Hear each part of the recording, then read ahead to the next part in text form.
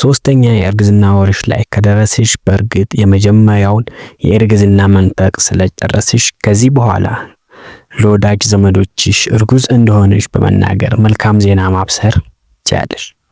ምክንያቱ ደግሞ ከዚህ በኋላ የጽንሱ ሂደት እጅግ የተረጋጋና የመጨናገፍ እድሉ በጣም አናሳ ነው። ሰላም ጤና ይስጥልኝ ውድ የቻናሌ ቤተሰቦች፣ በዛሬ ቪዲዮ የምናየው አንዲት የሶስት ወር እርጉዝ ምን ለውጦችን ታያለች፣ ጽንሱስ በሶስተኛው ወሩ ምን ለውጦችን ያሳያል፣ እንዲሁም የሚደረጉ ጥንቃቄዎች ምን ናቸው፣ እናስ መቼ ነው ወደ ሐኪም ቤት መሄድ ያለብን፣ ምን አይነት እክሎችን ስናይ ነው ወደ ሐኪም ቤት መሄድ ያለብን የሚሉትን የምናይ ይሆናል ማለት ነው። እናንተ ቪዲዮ ላይክ በማድረግ ቻናላችንን ደግሞ ሰብስክራይብ አድርጋችሁ እስከ ቪዲዮ መጨረሻ ድረስ አብራችሁ እንድትቆዩ በትህትና እንጠይቃለን። እንግዲህ በቀጥታ ወደ መረጃው ሲሄድ አንደኛ ስለ ጽንሱ ስናይ በዚህ ወር ጽንሱ አስገራሚ ለውጦችን ያካሂዳል። የህፃኑ ሁሉም ዋና የአካል ክፍሎች እንደ ልብ፣ ኩላሊት፣ ጉበት ይፈጠራሉ። እንዲሁም ጣቶችና የእግሮቹ እፎችም ተፈጥረው ይታያሉ። በዚህ ወር ጽንሱ መላወስና መንቀሳቀስ ይጀምራል። እንዲሁም የጽንሱን የልብ ምት በአልትራሳውንድ ማዳመጥ ይቻላል።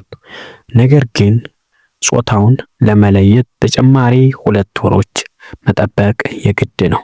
ጽንሱ በዚህ ወር መጨረሻ ላይ ሎሚ ወይንም እንጆሪ ያክላል። እስከ 30 ግራም ይመዝናል። ከ4 እስከ 5 ሴንቲሜትርም ይረዝማል። በዚህ ወር ጽንሱ ሽንት መሽናት ይጀምራል። እናም የሸናው ሽንት ወደ እንሽርት ውሃ ሲገባ በእንጌዴ ልጅ አማካኝነት ተጣርቶ ይወገዳል።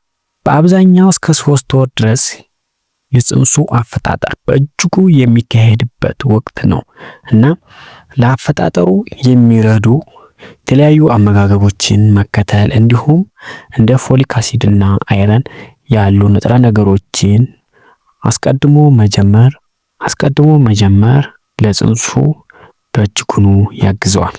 ሁለተኛ በእናትየዋ ላይ የሚታዩ ለውጦች። በዚህ ወር በትንሹ የሆድ መወጠር ሊኖር ይችላል። ነገር ግን አሁንም ብዙም ላያስታውቅ የሚችልበት ሂደት ከፍተኛ ነው። በእርግዝና ሆርሞኖች ለውጦች ምክንያት የሚፈጠሩ ስሜታዊና አካላዊ ለውጦች አሉ። እነሱም የጸባይ መለዋወጥ፣ የድካም ስሜት፣ ራስ ምታት፣ እንደ ቃር ማቅለሽለሽ ያሉ ናቸው። እነኚህ በእርግዝና ጊዜ የተለመዱ ናቸው። እንደ አንድ እርጉዝ ሴት የማቅለሽለሽ ስሜት ከሌላት ሐኪሟን ማማከር ሊኖርባት የሚችልበትም ሂደት ከፍተኛ ነው። በዚህ ወር እስከ 3 ኪሎ ድረስ ልትጨምሪ ትችያለሽ። አንዳንድ የቆዳ ለውጦችም ሊታዩ ይችላሉ። ለምሳሌ በፊት ላይ እንደ ማዲያት ማውጣት፣ አንዳንድ ነጠብጣቦች መታየት አይነት ሂደቶች ሊኖሩ ይችላሉ። የሽንት መብዛትም ሊኖር ይችላል። ይህም ሊሆን የሚችለው ማህፀን እያደገ ስለሚመጣ በሽንት ፊኛ ላይ ጫና ስለሚያሳድር ቶሎ ሽንት ማምጣት ሊኖር ይችላል ማለት ነው። ሶስተኛ ማድረግ ያለብሽ ጥንቃቄና የአኗኗር ዘይቤ ምንድነው የሚለውን ስናይ የአመጋገብ ሂደትን ማስተካከል ነው። እንዲሁም ከዛም አልፎ የምትመገቢ ምግብ በፎሊክ አሲድ የበለጸጉ በአይረን የበለጸጉ ምግቦችን መመገብ፣ ያለ ሐኪም ትዕዛዝ ምንም አይነት መድኃኒትን መውሰድ የለብሽም።